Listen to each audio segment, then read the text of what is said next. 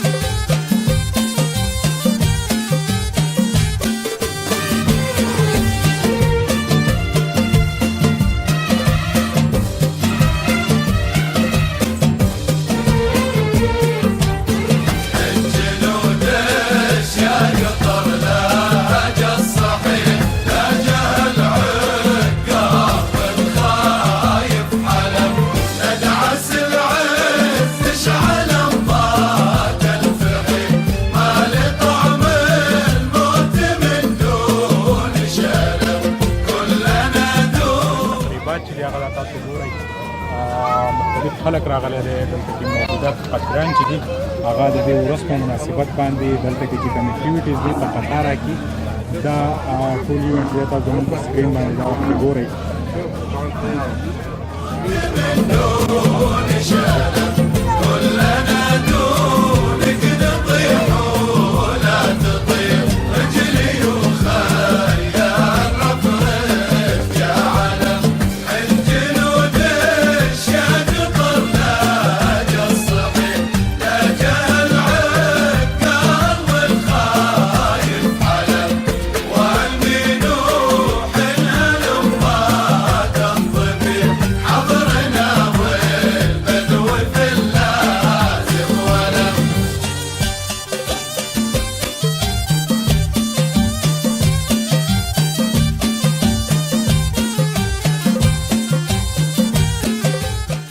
دا وخت مونږ د قطر سرکاري ټلویزیون چې دی د هغې سټوډیو کې موجود یو.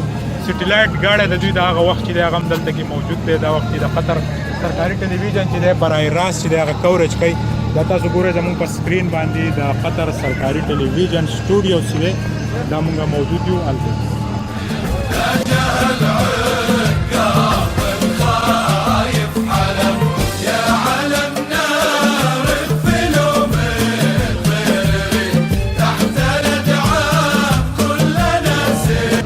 چې هغه موږ تاسو ته وښودله دلته کې سرکاري ټلویزیون کم سټوډیو چې دی هغه موږ تاسو ته وښودل. زموږ په بیک سایډ د دوی DSNG سټیلایټ وین چې دی هغه هم موجود دی. په قطر کې مختلف ایونټس وو چې هغه زموږ په سکرین باندې تاسو وکتل.